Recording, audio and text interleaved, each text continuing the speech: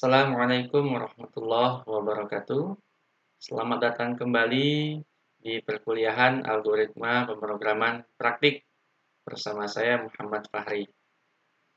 Pada pertemuan ini kita akan membahas lebih detail mengenai algoritma dalam aspek pemrograman komputer. Serta nanti kita akan sedikit membahas bagaimana menerapkan algoritma ke dalam bahasa pemrograman Python. Sebelum kita mulai, saya ingin menyampaikan terlebih dahulu aspek dasar dari algoritma pemrograman yang perlu Anda semua pahami. Di sini ada skema dasar mengenai algoritma pemrograman dalam komputer. Pada dasarnya, pemrograman komputer itu terdiri dari 3 aspek besar, 3 proses utama, 3 tahapan utama. Yang pertama kita sebut sebagai tahapan input. Artinya di sini pada tahap ini pengguna komputer memasukkan data ke dalam aplikasi komputer. Data tersebut berikutnya nanti akan digunakan ataupun diolah oleh aplikasi, oleh program untuk menghasilkan output.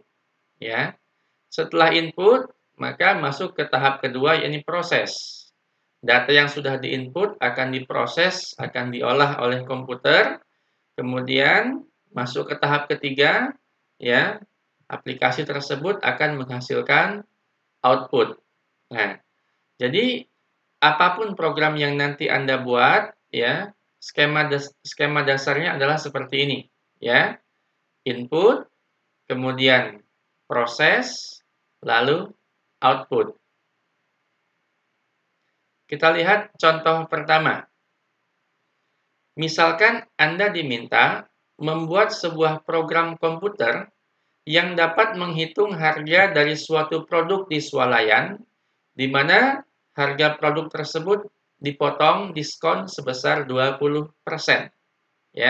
Jadi ada produk yang mana harganya diberi diskon sebesar 20%.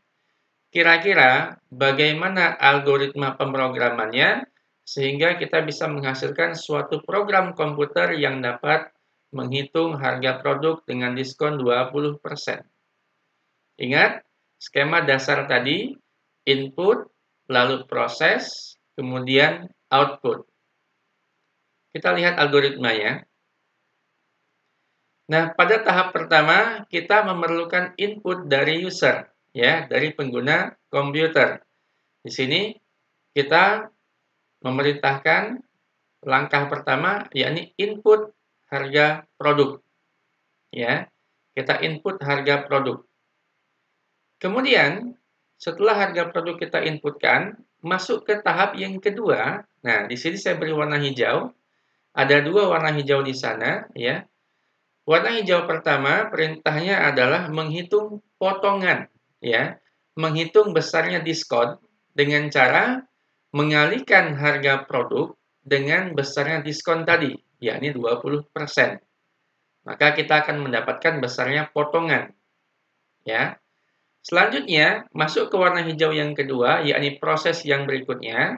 Jadi, proses tersebut bisa terdiri dari beberapa subproses, Nah, pada proses yang berikutnya, kita menghitung harga diskonnya, di mana harga diskon ini diperoleh dengan mengurangkan harga produk awal yang kita inputkan tadi dengan potongan harga yang sudah dihitung pada proses sebelumnya.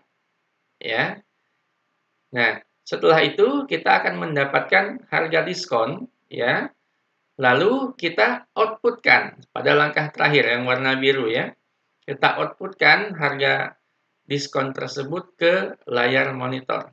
Nah, dengan cara ini, dengan algoritma ini, maka kita berhasil membangun suatu program komputer untuk menghitung harga produk yang diberi diskon sebesar tadi 20%.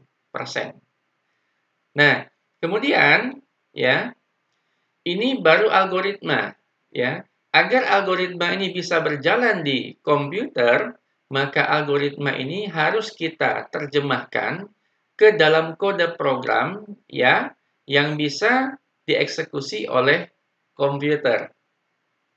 Nah, dalam hal ini, ya, dalam kuliah ini kita menggunakan bahasa pemrograman yang disebut dengan Python, ya. Python ini merupakan bahasa pemrograman yang sangat populer saat ini, ya, di mana banyak sekali orang mempelajari Python dan banyak sekali perusahaan besar yang mengimplementasikan Python dalam aplikasi mereka, terutama aplikasi yang dibangun dengan basis kecerdasan buatan atau artificial intelligence. Nah, Anda perhatikan di sini, ya, kode program yang saya tampilkan ini merupakan kode program yang diterjemahkan dari algoritma yang kita susun sebelumnya. Pada warna kuning, ya, harga produk sama dengan integer, input, harga produk, ya. Warna kuning ini menyatakan proses input, ya, di mana pengguna nanti memasukkan suatu nilai, ya, berupa harga yang disimpan sebagai harga produk. Harga produk di situ kita sebut sebagai variabel, ya, sebagai variabel. Nah, variabel ini nanti dia akan berfungsi untuk menyimpan nilai yang diinputkan oleh user. Nah, karena nilai yang nanti diinputkan oleh user berupa bilangan, ya, dalam hal ini bilangan bulat, maka di situ ada keterangan int, yang artinya adalah integer. Dalam kata lain, integer ini berarti bilangan bulat, ya. Kemudian perintah input yang kita lihat di situ, ya, setelah kata IET, input tersebut merupakan perintah untuk membaca perintah atau membaca inputan dari user. Nah, setelah warna kuning kita lihat ada warna hijau di situ, ya. Warna hijau pertama pada baris ketiga, di situ kita menghitung diskon, ya, atau potongan, ya. Di mana diskon itu tadi seperti pada algoritma yang kita lihat sebelumnya, diskon diperoleh dengan cara mengalihkan harga produk yang kita inputkan tadi pada baris pertama dikali dengan 0,2. 0,2 ini adalah 20%, ya. 20 per 100, ya, sama dengan 0,2. Nah, setelah proses ini dieksekusi, kita mendapatkan besarnya diskon atau potongan. Kemudian masuk ke proses yang berikutnya, warna hijau yang berikutnya, yakni menghitung harga diskon, yakni harga produk yang sudah dipotong dengan diskon. Dengan cara harga produk dikurang diskon yang sudah kita hitung pada baris ketiga tadi. Ya.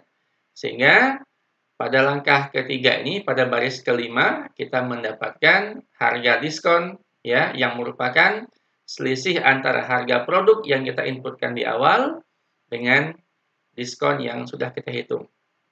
Nah, terakhir, pada baris ketujuh yang warna biru, kita tampilkan, kita print harga diskonnya, agar harga diskon yang sudah dihitung dapat tampil di layar monitor. Anda lihat di sini, ya, aspek dasar dari skema algoritma pemrograman tadi, ya, ada input, ada proses, dan ada output di sana. Input diwakili oleh warna kuning, proses diwakili oleh warna hijau, dan output diwakili oleh warna biru. Sudah paham? Kita lihat contoh berikutnya. Oke, contoh yang kedua, Anda diminta membuat program komputer yang dapat menghitung keliling dan luas dari suatu persegi panjang, ya. Kita ingat bahwa persegi panjang itu memiliki panjang dan lebar, ya. Nah, kira-kira bagaimana algoritmanya? Oke, kita lihat. Nah, di sini karena persegi panjang itu, ya, memiliki dua komponen, yakni panjang dan lebar, maka kita memerlukan dua buah input di sini. Anda lihat pada warna kuning itu, ya, blok warna kuning merupakan blok input. Pertama, kita inputkan nilai panjangnya. Ya, kita input panjang dari persegi panjang tersebut. Setelah itu, kita input lebarnya, ya, lebar dari persegi panjang tersebut. Nah, setelah lebar dan panjang yang kita inputkan, kita masuk ke blok warna hijau, ya, yakni prosesnya. Pertama, kita hitung keliling persegi panjang dengan rumus 2 dikali panjang tambah lebar. Ya. Kemudian setelah kita hitung kelilingnya, kita hitung luas persegi panjang dengan rumus panjang dikali lebar. Jadi ada dua proses di sini. Dan terakhir, setelah keliling dan luas kita hitung, ya, maka kita outputkan, kita tampilkan keliling dan luas tersebut ke layar monitor. Nah, dengan algoritma ini, maka kita bisa membangun program yang dapat menghitung keliling dan luas dari suatu persegi panjang. Lantas, agar algoritma ini bisa dieksekusi dalam program komputer, maka algoritma ini harus kita terjemahkan, harus kita konversi ke dalam bahasa pemrograman. Dalam hal ini kita gunakan bahasa Python. Bagaimana caranya? Sama dengan program sebelumnya, ya. Di situ ada dua baris blok warna kuning yang merupakan blok input, kemudian ada dua baris blok warna hijau yang merupakan blok proses, dan ada dua blok baris warna biru yang merupakan perintah output. Kita lihat pada warna kuning, ya, warna kuning pertama pada baris ke-1, kita menginputkan nilai lebar dari persegi panjang di situ, ya. Kita ingat ya tadi, lebar di situ adalah variabel, ya, yang akan menampung input dari user, ya. Lebar adalah variabel yang akan menampung input dari user. Nah, di sini lebar, ya, di situ ada kata kunci float, ya, float. Berbeda dengan sebelumnya yang menggunakan int atau integer, ya. Float di sini bermakna bahwa bilangan yang nanti kita inputkan itu bisa berupa bilangan bulat maupun bisa berupa bilangan pecahan atau bilangan desimal berkoma, ya. Jadi ketika Anda ingin menginputkan bilangan, ya, yang berkoma atau bilangan desimal, ya, Anda bisa menggunakan kata kunci float di situ. Namun, jika Anda hanya ingin menginputkan bilangan yang sifatnya bilangan bulat, ya, bilangan yang tidak berkoma, maka Anda bisa gunakan kata kunci int atau integer. Ya. Oke. Kemudian di sana ada kata kunci input, ya, yang menjelaskan bahwa ini adalah perintah input, ya. Jadi user menginputkan ke dalam program komputer.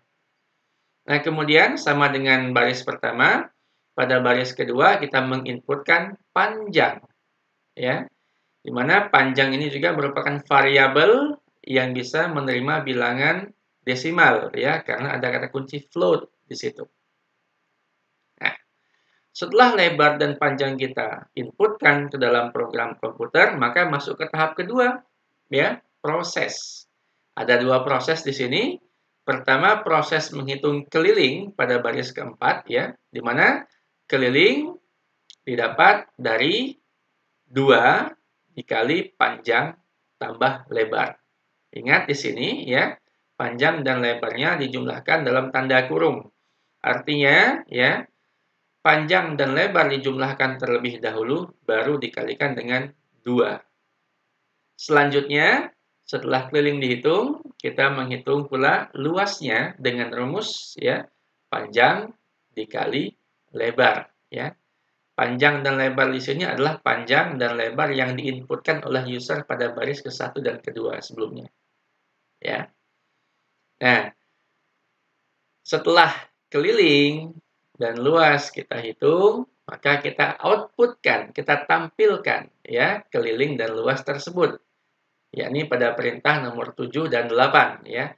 Print keliling dan print luas. Maka nilai keliling dan luas tersebut akan tampil di layar monitor. Sudah paham? Saya kira gampang, ya. Berikutnya, contoh yang ketiga. Anda diminta membuat program komputer yang dapat menerima input berupa sebuah bilangan. Kemudian, komputer akan menentukan apakah bilangan tersebut merupakan bilangan positif ataukah bilangan negatif. Paham maksudnya? Jadi Anda diminta membuat program komputer yang bisa menginputkan sebuah bilangan, ya.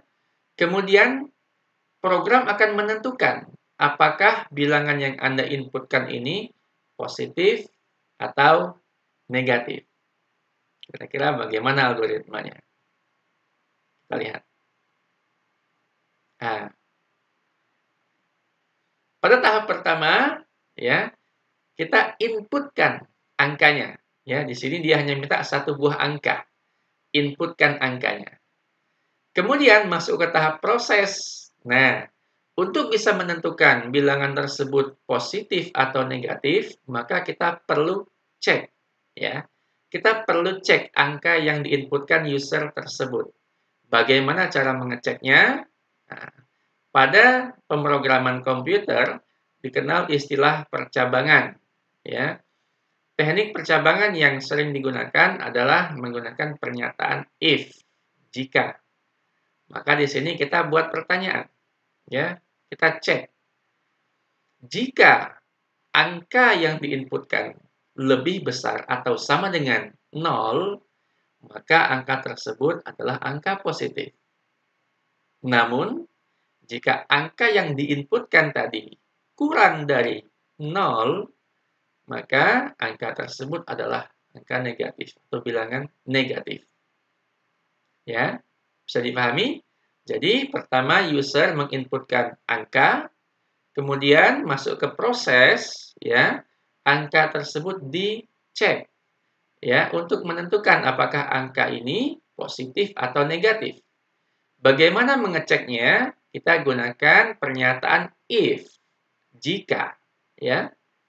Jika angka tadi lebih besar atau sama dengan 0, ya, artinya angka ini 0, 1, 2, atau seterusnya, maka angka tersebut adalah bilangan positif. Namun, jika angka tadi itu kurang dari 0, min 1, min 2, atau seterusnya, maka angka tersebut ya termasuk bilangan negatif. Setelah pengecekan selesai, maka kita outputkan. Kita tampilkan kesimpulannya di layar monitor. Nah, bagaimana jika algoritma ini diterapkan dalam bahasa pemrograman Python? Kita lihat. Pada baris pertama, kita menerima input berupa bilangan float, ya, bilangan desimal yang disimpan dalam variabel angka. Ya, disimpan dalam variabel angka.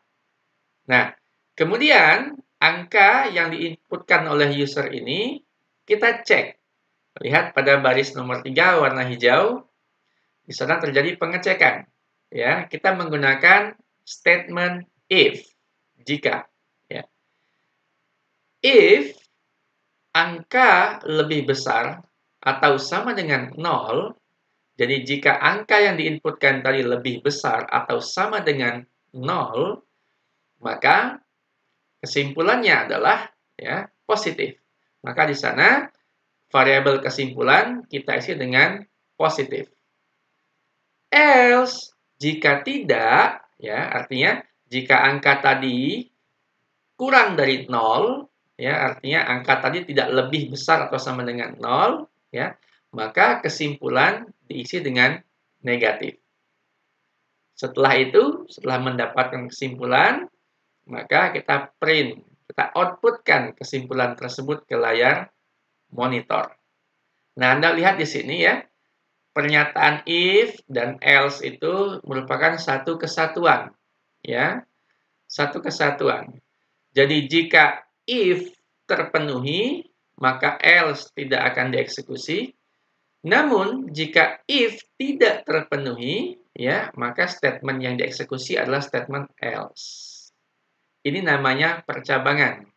Jadi komputer akan pilih salah satu cabang yang akan dia eksekusi. Jika tidak if, maka else. Ya. Baik, saya kira demikian Mudah-mudahan bermanfaat untuk kita semua. Silakan berlatih ya. Mudah-mudahan Anda mampu memahami materi yang diberikan. Terima kasih. Assalamualaikum warahmatullahi wabarakatuh.